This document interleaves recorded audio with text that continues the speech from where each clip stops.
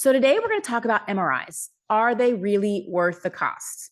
The cost of an MRI is anywhere between $600 to $1,500. And in my opinion, you could save your money and spend it on something that's actually going to really give you a result.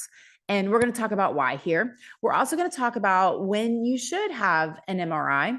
We'll talk about what the research says about MRIs. Are we really talking about, evidence-based medicine? I don't think so. There's so many things that we do where if you really look at the research, the evidence is just not there.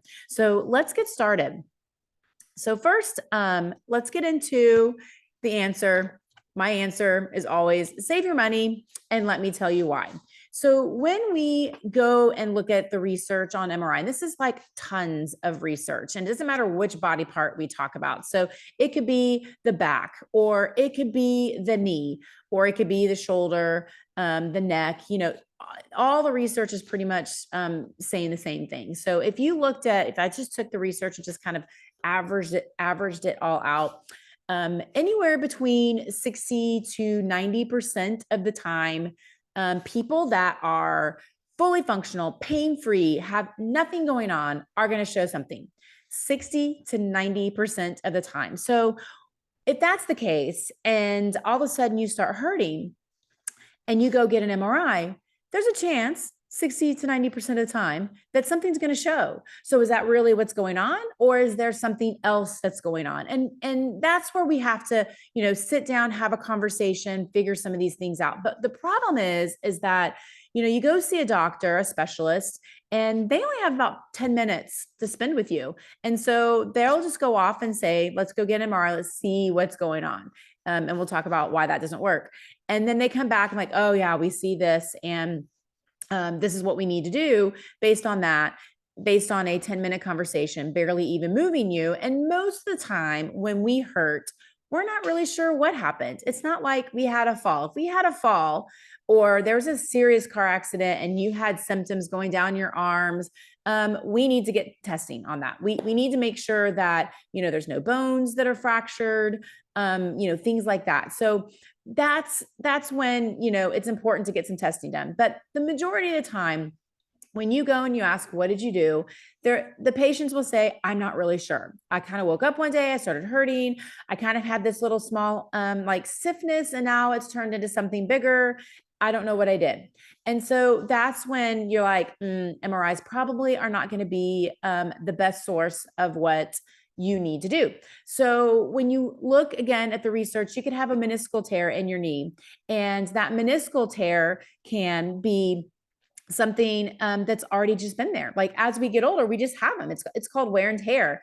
And so you may not actually have a meniscal tear. We find that often. There's other things that happen that really mimic a meniscal tear, but that's not what's going on. So this can lead you to unnecessary procedures. You could have degenerative disc disease, herniated discs. Those are all common things. Arthritis, that are common things that you see as we get older that, will pop up. Rotator cuff tears. Did you know that the majority of baseball players, pitchers that are throwing the ball really fast and really hard, 90% of them have rotator cuff tears, but they're fully functional. So 60% of the adults usually have some version of a rotator cuff tear. Their shoulder starts hurting, and all of a sudden the doctors are like, oh yeah, you have a rotator cuff tear. We probably need to get this fixed. Now, was it already there? Or is there something else that's going on? So let's talk about a little bit more and dive deeper into why. So as we get older, what happens is, we get wrinkles on our face. It's just what happens as we get older. We don't want them, but it's part of aging. Now, those wrinkles don't do any damage it's not life-threatening. It's just kind of what happens as we get older. Well, as we age, our bones and our tissues start becoming older, and they get wrinkles on the bones, essentially. And so you're going to show things like degenerative changes. It's just a part of aging, but it doesn't necessarily mean that that's what's causing your pain. Many people have degenerative changes and have no pain whatsoever. So usually there's something else that is going on, and that's what we have to dive deep into. And a 10-minute conversation with a doctor usually doesn't cut it. You really need to, have time spending with someone that's really going to sit down, have the conversation, take you through a full, thorough evaluation to really figure out what's going on. So I always say too, where the side of the pain is often not where the source of the problem is located. So let's go back to that rotator cuff. You show that you have a rotator cuff. We've had many clients that came in that had a rotator cuff, and we had several of them that had surgery scheduled or did surgery, and they either got worse with the surgery, or it didn't work and they're still hurting 6 months later, or they decided to come in and see us because we're like, you're not really sure what you did, but you have this rotator cuff tear and they're going to do surgery. You've tried traditional like physical therapy. They just gave you some exercises for your shoulder. Of course, that's not going to work, when in reality, their pain was coming from their neck, or their pain was coming from their thoracic spine, or some sort of combination. You've got to look there. And so you can have a hard time lifting your arm up, but it's not a shoulder problem. It's a neck problem or a thoracic spine problem, but no one will look there to really figure that out. Same thing with the knee. There's things that mimic a meniscal tear. There's research they actually have done with people that were going to have a total knee replacement. They were in line to have a total knee replacement. They went and did an evaluation by a McKinsey therapist, a specialist, something that we have at our office. And they went through the evaluation process, and 40% of them fit into this category where, we just did some joint mobilizations and showed the patient how to do some joint mobilizations. And that's what got them better. Within 2 weeks, they were feeling fantastic. They no longer needed to have that total joint replacement. 40% in one research study. That's a lot of people that didn't need to have surgery, that showed, there's a lot of degenerative changes that are going on. We need to have a total knee replacement, but they didn't need it. And so this is what I'm saying is you really got to get to someone that understands the body to really kind of figure some things out. You can have stuff that's going on in your back or your hip that is creating some knee issues. You've got to get that figured out. So really getting to someone that understands the whole entire body is going to really help you out and really giving you the education to figure out, these are the steps that we need to take. And again, it can't happen in a 10-minute conversation. So when should I get an MRI? So I said a little bit at the very beginning, I talked about how, if you had a car accident and you're having some massive symptoms down your arm, well, we need to get some imaging to make sure that there's no fractures or things like that. Like we don't want to move you if there happens to be something like that that's going on, or you fell and landed on your arm and your arm is hurting. Definitely you're going to want to get an MRI. And so the questions that I usually ask the patients to ask the doctors, if they're saying, I need to go get an MRI, especially when you're like, I'm not sure what I did, I just started hurting. So the questions I usually tell them to ask the doctor is this going to change anything in how you choose, like what our next steps are going to be? Like, I don't want to have surgery. So that's off the table, but is it going to change what the next steps are? And if it's not going to change what the next steps are because you're not going to have surgery, or you don't want to have surgery, then you don't need to get an MRI. Like you need to get someone that's going to figure out like what's going on and kind of piece everything back together for you. But let's say you, have an injury, like an ACL, potential ACL tear. They went and did the testing. They can't really feel an infeel in the joint. Well, you're wanting to get an MRI to determine if surgery is going to be an option for you, or nope, we can see that the ACL is intact.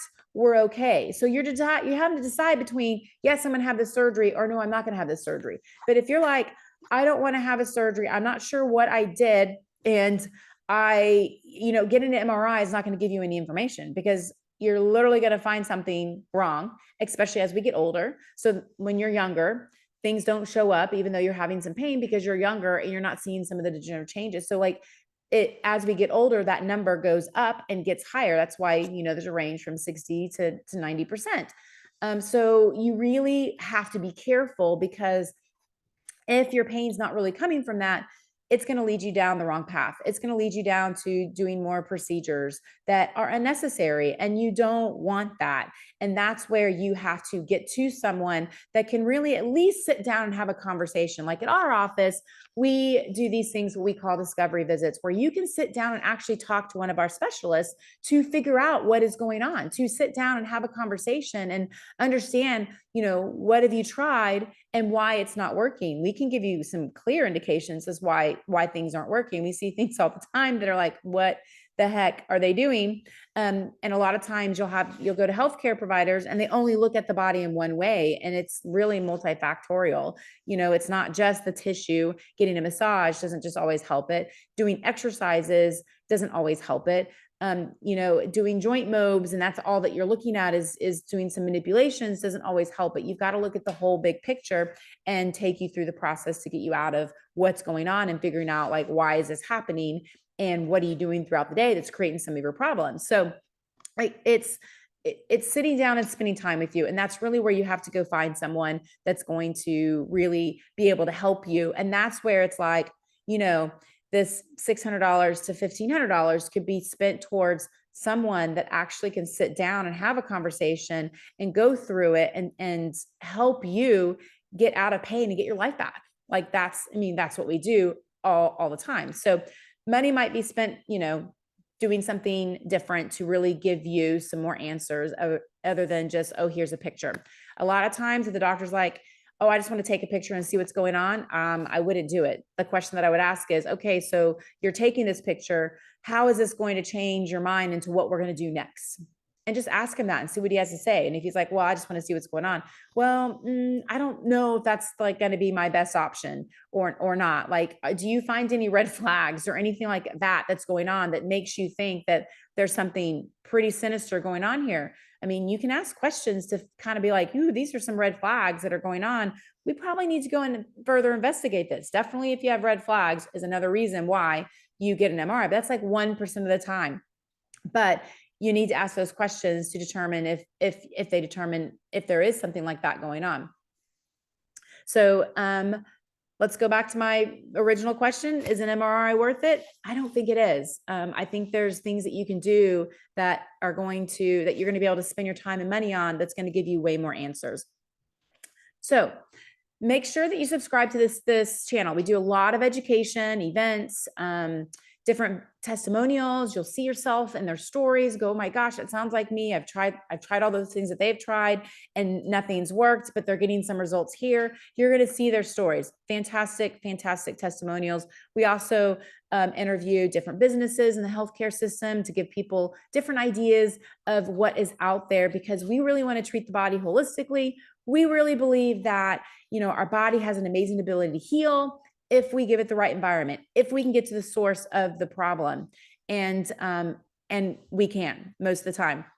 Check out our blogs. If you go to empower-pt.com/blog, some great blogs. You also can get the links below, and you can always get our latest podcast at empower-pt.com/podcast. We also have a fantastic event coming up next week. It is on 5 mistakes that lead to chronic reoccurring back pain.